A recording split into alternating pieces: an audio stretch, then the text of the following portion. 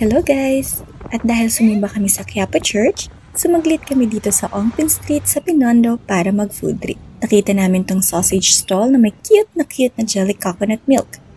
50 pesos lang yung sausage. Crispy on the outside, yung texture niya parang maling pero masarap naman yung sauces nila. Mas bet ko lang tong cute na jelly drink, ang refreshing. Katapat lang to ng Chuanqi na oldest fast food dito sa Binondo. Sinubukan namin yung ilang foods nila at sulit naman kasi mura lang yung prices nila. Pinakagusto ko yung hakaw, sobrang sarap.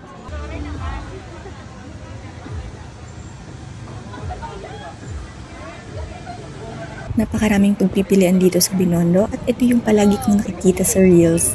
Inihaw na to yung pusit. Ang sarap isaw-saw sa suka na may napakaraming sibuyas at grabe ang anghang. Nagmamadali na umuwi yung kasama namin kaya pumila na kami dito sa fried siopaw na panalo rin ang lasa. Syempre hindi pwedeng hindi matitikman itong fresh sugarcane juice. 100 pesos lang ang isang baso.